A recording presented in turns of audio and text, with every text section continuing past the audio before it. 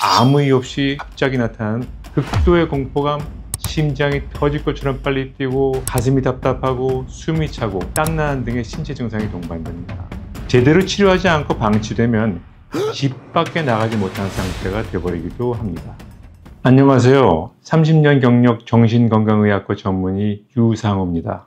최근에는 정신과 치료에 대한 관심이 굉장히 많아진 것 같습니다. 내 마음의 건강을 챙기고 나를 소중히 여길 수 있는 분들이 많아졌다는 것인데 정말 좋은 현상이죠. 그런데 요즘에는 정보가 많다 보니까 오히려 조금만 가슴이 뛰거나 불안해도 내가 공황장애가 아닌가? 하고 걱정하는 분들이 있고요. 저 사람보단 난 괜찮은 것 같은데 나는 공황장애 아니지 라고 생각해서 꼭 병원에 오셔야 할 분들이 치료를 받지 못하는 경우도 있는 것 같습니다. 어떤 분들이 병원에 꼭 가야 하는 진짜 공황장애고 어떤 분이 비슷하지만 공황장애가 아닌 가짜 공황장애인지 오늘 영상에서 말씀을 드려보겠습니다. 머리가 터질 듯이 복잡한 생각이 갑자기 심한 불안과 공포로 넘어가는 증상을 호소하는 분들이 있습니다. 이런 경우 세밀하게 진단을 해보면 강박장애 증상이 아주 심해졌을 때 공황발작이 동반되는 경우가 있습니다. 그러나 갑작스럽게 불안하거나 공포감이 든다고 해서 다 공황장애로 진단되는 것은 아닙니다. 공황발작은 증상이고 공황장애는 병입니다. 공황발작은 공황장애뿐만이 아니라 사회불안장애나 강박장애, 특정공포증 같은 다른 불안장애에서도 얼마든지 나타날 수 있는 증상인 겁니다. 이런 경우는 공황발작을 치료함과 동시에 강박장애를 제대로 치료해야 강박사고가 공황발작으로 넘어가는 것을 조절해 줄 수가 있습니다.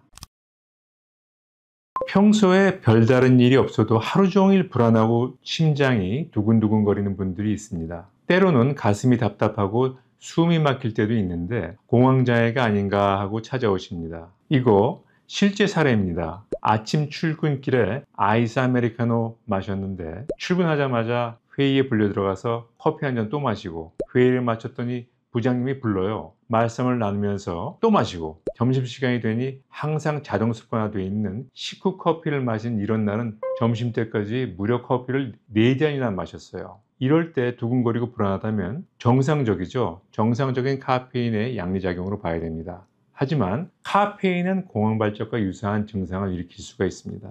이런 경우에는 공황발작을 유발하는 요인만 잘 조절해 준다면 대부분의 경우에 증상은 해소됩니다.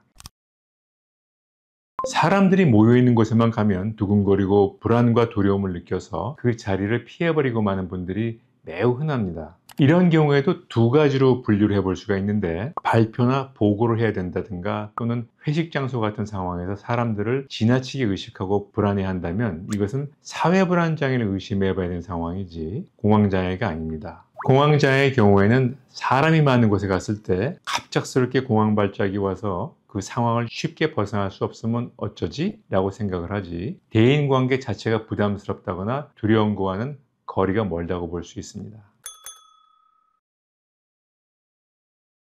가짜 공황장애, 다시 말하자면 공황장애가 아니라고 해서 아무 문제가 없다라는 이야기는 아닙니다. 말씀드린 것처럼 사회불안장애나 강박장애, 특정공포증 같은 경우에 이것이 공황장애와 구별이 안 되는 경우가 흔합니다. 또 다른 경우에는 심장질환인 승모판 탈출증이나 부정맥 같은 이런 질환이 있을 때도 이것이 공황발작인지 심장발작인지 구별이 안 되는 경우들이 흔합니다. 따라서 일단 해당된 증상을 보는 의사, 예를 들어서 심장이 뛰는 것이 제일 큰 문제다라고 한다면 심장내과에 가서 정확한 평가와 진단을 받는 것이 우선입니다. 심장에 문제가 없고 정상이라면 이게 공황장애가 아닌가 의심을 하고 그때 정신건강의학과를 방문하는 것이 그 다음 단계라고 말씀드릴 수 있을 것 같아요. 지난 10여 년간 정신과 치료 문턱이 많이 낮아졌죠. 하지만 아직도 정신과 치료에 거부감을 갖는 분들이 적지 않게 있습니다. 상담을 하다 보면 진료 기록이 남아서 문제가 되지 않을까? 이런 말씀을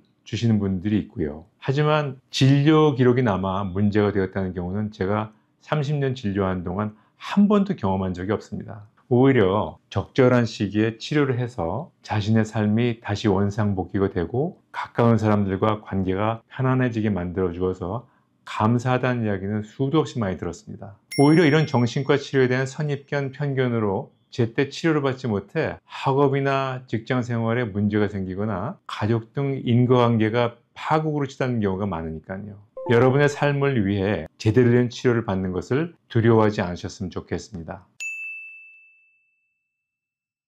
오늘은 공황장애 증상이 무엇인지, 헷갈릴 수 있는 다른 증상에 무엇이 있는지 살펴봤습니다. 공황장애나 불안장애에 대한 치료법은 이후 영상에서 자세히 다뤄보겠습니다. 공황장애는 우울증, 사회불안장애 또는 범불안장애 같은 다른 문제와 함께 나타나는 경우가 많습니다. 이럴 때는 어떤 병이 주된 문제인지 정하고 그 문제에 초점을 맞춰 치료하는 것이 중요합니다. 비슷한 상황을 겪고 계신 분이 계시다면 댓글로 경험을 나눠주셔도 좋을 것 같습니다. 영상이 도움되셨다면 구독, 좋아요 부탁드리겠고요. 오늘도 여러분의 평안한 하루를 기원합니다. 닥터의 마음쉼터 유상원장이었습니다. 감사합니다.